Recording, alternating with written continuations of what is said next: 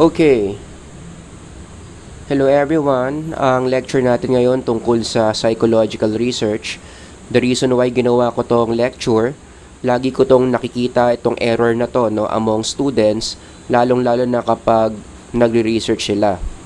Title: Correlation is not causation. Sabi sa Colossians 3:23, whatever you do, work at it with your whole being for the Lord and not for men. Later, i-connect natin yan dito. So, simulan natin sa definition ng correlation. This is a method where it is a statistical technique in nature. So, pwede siyang method of research at the same time, tool din siya. Statistical tool na ang purpose niya is, according to the slide, we use correlation to describe and measure relationship between at least two psychological variables. Kasi pwede namang more than two psychological variables ang correlation, pero at the minimum, para makapag-correlation ka, kailangan meron kang dalawang psychological variables. At yung dalawang psychological variables na yon, dapat nasusukat. Measurable. In psychology, paano natin mini-measure ang mga variables? Via psychological test.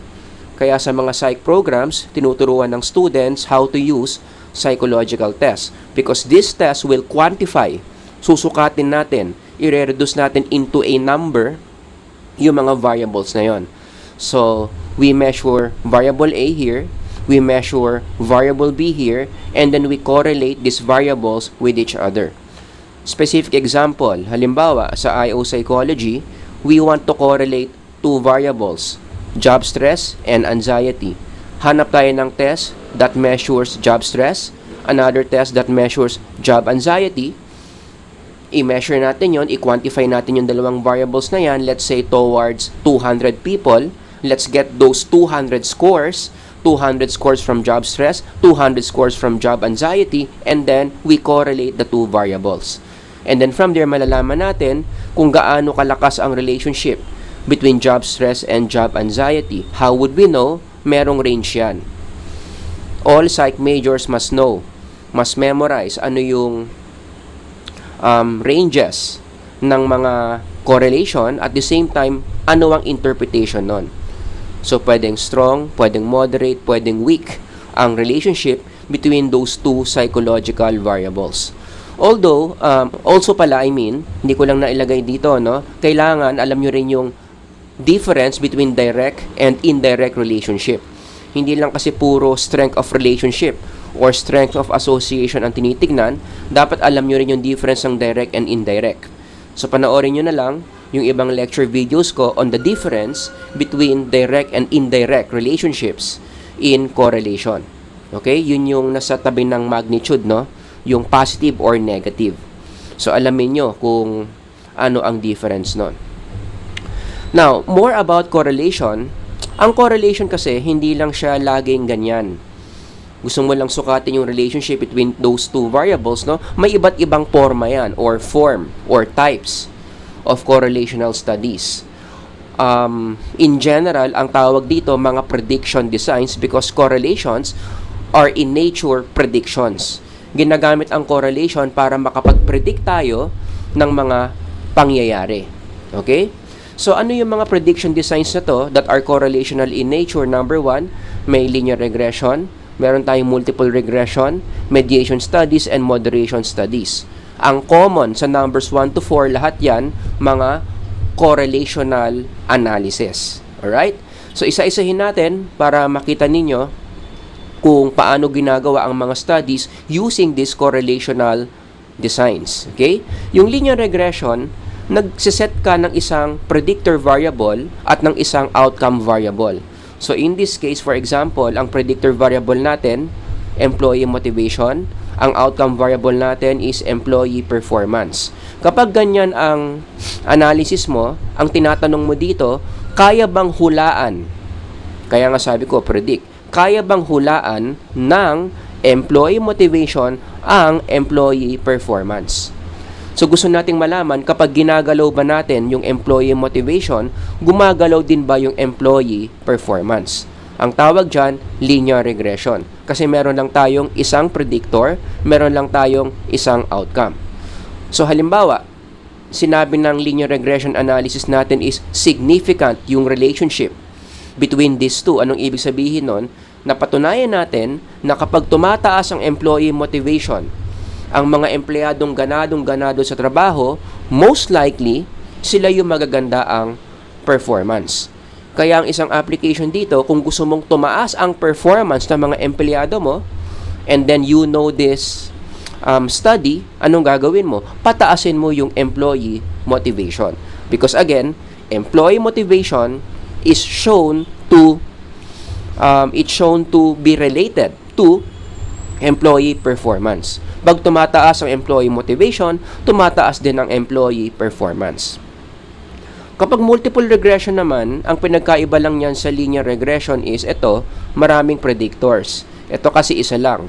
Employee motivation, predictor, employee performance, outcome. Sa multiple regression, multiple predictors, pero isa ang outcome.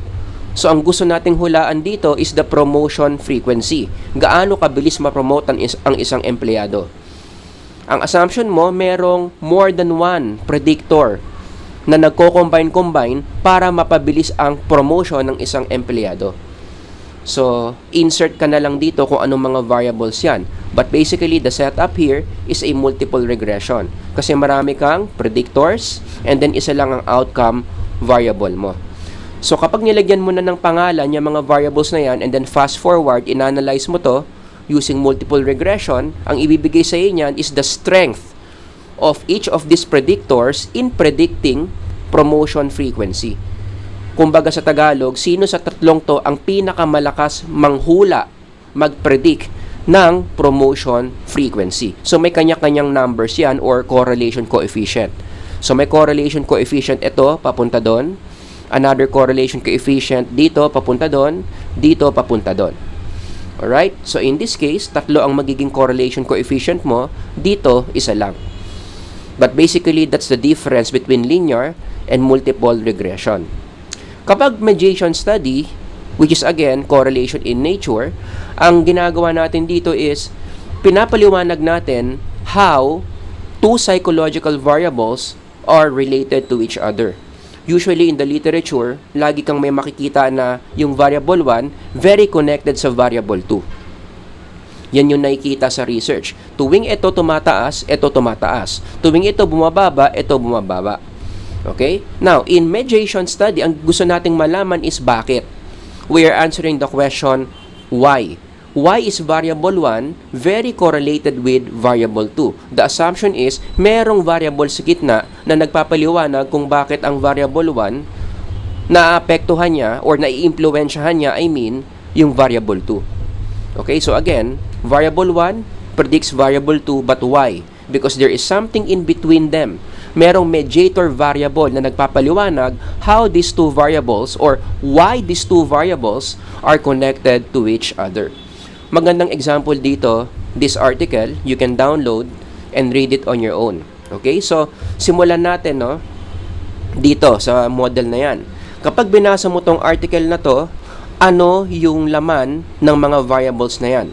You read this article, ang sinasabi, according to research, paulit-ulit na raw itong nakita, materialism lowers down well-being. You see the connection? So, variable 1 natin is materialism, variable 2 natin is well-being. So, paulit-ulit na yan in studies, malakas ang relationship between the two. To be more specific, pag tumataas ang materialism, mukha kang pera, mahilig ka sa mga products, ang ultimate goal mo sa buhay, bumili ng bumili, lumalagpak pala yung well-being ng tao.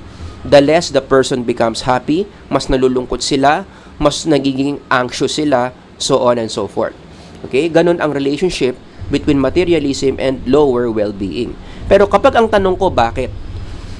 Anong meron sa materialism na kapag mataas ka dyan, pinapababa niya yung well-being mo? Now, that's a question of mediation.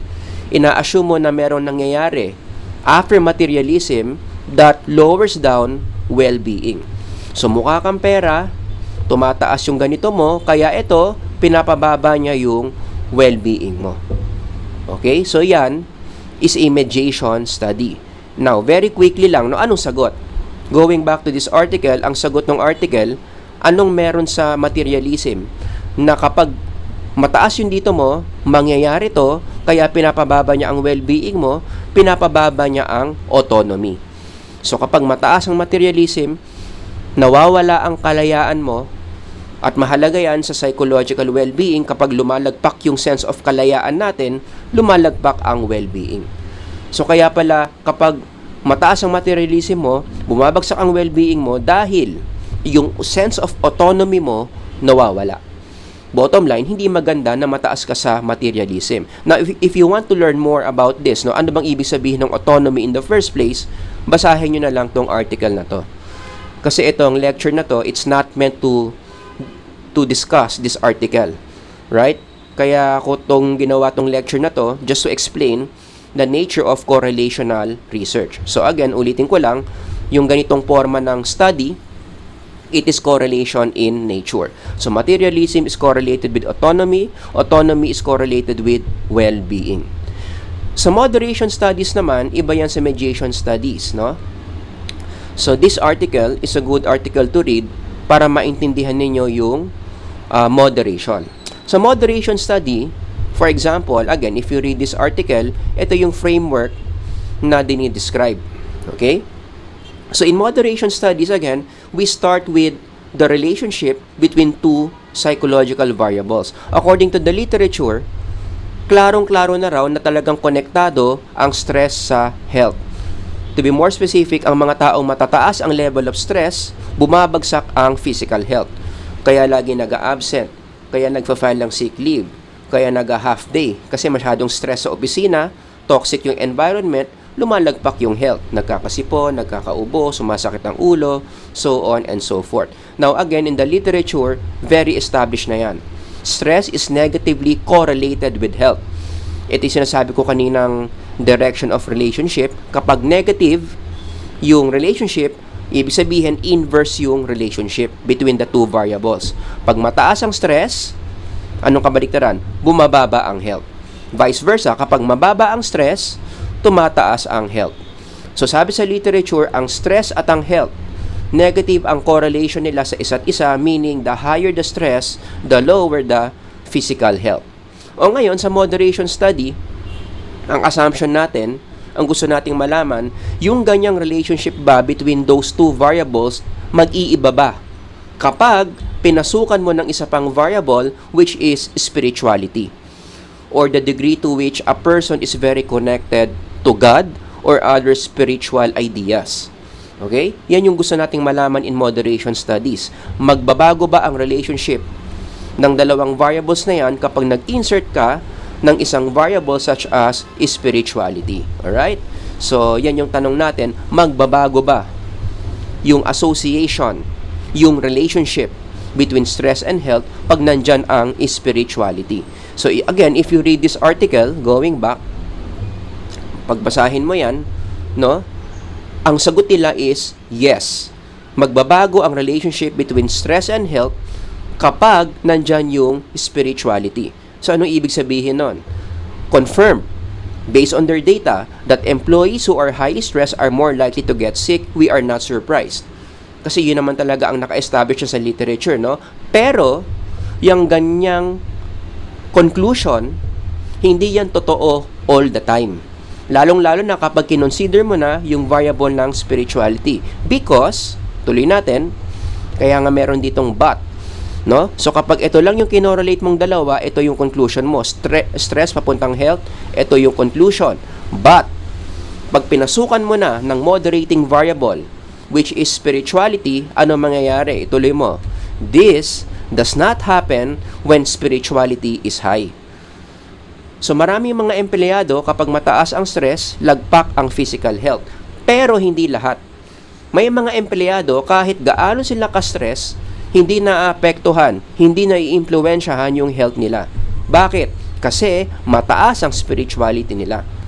So, eto, going back, no, yung negative relationship between stress and health. Mataas ang stress, lagpak ang health. Totoo lang yan para sa mga empleyado na mababa ang spirituality. Pero sa mga empleyado na mataas ang spirituality, hindi yan nangyayari. Their stress does not influence their health in certain ways. Kumbaga, napoprotektahan sila, nasi-shield sila ng spirituality nila. Kaya kahit anong stress nila, hindi naapektuhan yung physical health nila. Kaya nung nabasa ko tong result na to, no, coming from that study, naalala ko yung opening verse natin. Whatever you do, work at it with your whole being for the Lord and not for men. Yan ang healthy perspective sa trabaho. Ang bossing mo, si Lord. You do things in your work for the Lord. Kasi kapag ganyan ang perspective mo, ang bossing mo si Lord, ang ini-impress mo si Lord, hindi tatama sa physical health mo yung stress that you experience every day. Mas nagiging effective ka in managing your stress, kaya hindi naapektuhan yung physical health mo. Kaya nung sinabi pala ni St. Paul itong Colossians na to, meron itong psychological effect sa atin. Gusto pala ni St. Paul na maging maayos ang mental health natin habang nagtatrabaho tayo. And one way to do that is, yung perspective natin about work, kailangan gawin mong spiritual. Kaya ako nagtatrabaho because God wants me to be here. Kaya ako nagtatrabaho because God is my boss. God is my superior. So whatever I do in my line of work, gagawin ko yung best ko para matuwa si Lord, hindi yung bossing ko na si Mr. De La Cruz. Kapag ganun ang perspective mo in your work, no?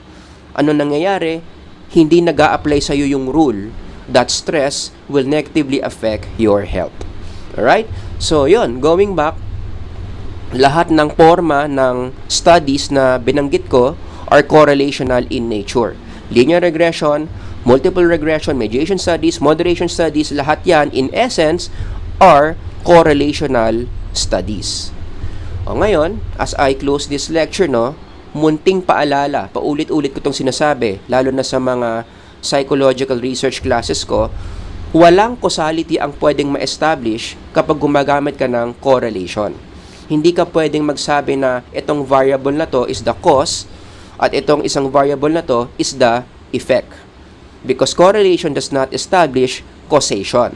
Halimbawa, going back to my first example, nakita mo na malakas na predictor ang employee motivation ng employee performance. So, employee motivation strongly predicts employee performance. But, we are not saying, sa Tagalog, hindi natin sinasabi that employee motivation causes employee performance. Got that? Mali yun. Kasi nga, correlation to in nature. Employee motivation does not cause good employee performance. Correlated lang sila. Ibig sabihin, nakita natin na kapag tumataas yung employee motivation, tumataas yung employee performance. Pag mababa ang motivation, bumababa ang performance, but we are not saying that this one causes this one. More likely lang, karamihan lang, madalas lang, na kapag tumataas ang motivation, tumataas din ang employee performance. But whether or not, meron ba silang causal relationship? Ito ba talaga yung cause? Ito ba talaga yung effect? Meron ba talagang epekto ito dito? Hindi kayang sagutin yan ng correlation. Only experiments can answer those questions. Only experiments can establish causality. Nagigets ninyo? Para mas malinaw, last analogy, para malaman nyo mas maintindihan nyo yung statement that correlation is not causation.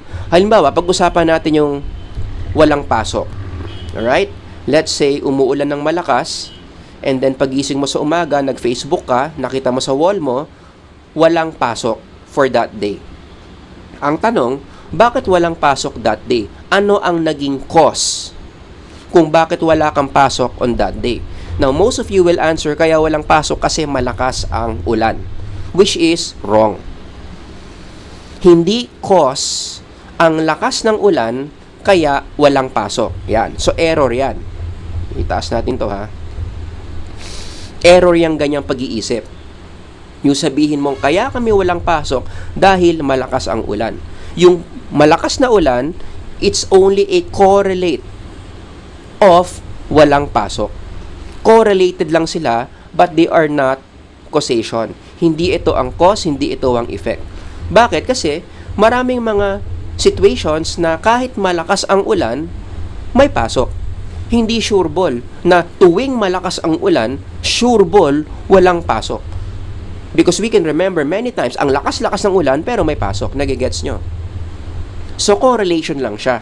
Mataas yung chance, madalas, kapag malakas ang ulan, walang pasok. So these two variables are correlated with each other. Most likely, kapag malakas ang ulan, walang pasok. You see that? Correlation yon. So ang tanong, kung hindi ang lakas ng ulan ang cause ng pagkawalang pasok, anong variable yung cause ng walang pasok? 'Di ba? Ano yung sure ball? Ito yung dahilan kung bakit walang pasok. Ang sagot dyan, yung declaration ng City Hall na walang pasok. Yun ang cause kung bakit walang pasok. So in that case, this is the cause, the announcement from the City Hall. Ito yung effect. Walang pasok. 'Di ba? Bakit natin nasabi na ito yung real cause? Kasi imposibleng mangyari yung parang sinabi ko dito kanina. 'Di ba sabi ko dito kanina, may mga pagkakataon, malakas ang ulan pero may pasok. 'Di ba? Pero dito hindi mo pwedeng sabihin 'yon. Hindi mo pwedeng sabihin na may mga times kahit dineclare ng Manila na walang pasok, may pasok pa rin. Hindi. Kapag dineclare ng Manila na walang pasok, dineclare ng City Hall, no classes, sure ball, 100% walang pasok. 'Di ba? Kaya ano ang mag-e-explain bakit walang pasok nung malakas ang ulan? Kasi dineclare ng City Hall na walang pasok. Nagigets nyo? Yan ang merong causal relationship. The declaration from the City Hall is the cause, effect, walang pasok. Pero yung malakas na ulan, hindi siya yung cause. This is just a correlate of walang pasok. Because not all the time, it's not a guarantee na kapag malakas ang ulan, walang pasok. Ulitin ko, paulit-ulit, may mga pagkakataon, malakas ang ulan, pero may pasok. O, 'di ba? Pero ito talagang sure ball. Pag dineclare walang pasok, sure ball, walang pasok. Nagigets nyo? So, ang bottom line lang natin dito again, correlation does not establish causation. Posible is not equal to sigurado. And when we talk about correlation, ang language, ang word na dapat ginagamit natin dito is possible. Alright? Possible is not equal to sigurado. Kung gusto mo ng kasiguraduhan that this is the cause and that is the effect, experiments lang ang makakagawa niyan. Kaya kapag nagsusulat kayo ng paper na correlation ang nature, ito yung mga words na dapat ginagamit nyo sa paper na yan. This variable is more likely to, yan. This variable has a high probability that this variable is connected to or related to this variable. But we are not saying that this variable causes this variable to increase or to decrease because only experiments can do that. Alright? Kaya dapat yung mga nagsusulat dyan ng studies tungkol sa correlation, don't make it sound like there is cause and effect relationship. Most likely lang, more likely lang, but it's not 100% guaranteed that when variable A increases, the other variable will be also affected. Okay? Experiments lang ang nakakagawa nun. Okay? Ulitin ko lang, title, correlation is not causation. Okay? So sana itong maikling lecture na to naka-contribute sa pagkakaintindi nyo on the difference between correlation and causation. Ha? So kapag ang study nyo correlation, huwag kayo mag-establish ng causation. If you have any questions, some other examples, some other topics you want to suggest na gawa natin ng lecture, ilagay nyo lang dyan sa comment section. Sir Howard here. Until next time, God bless everyone. Bye-bye.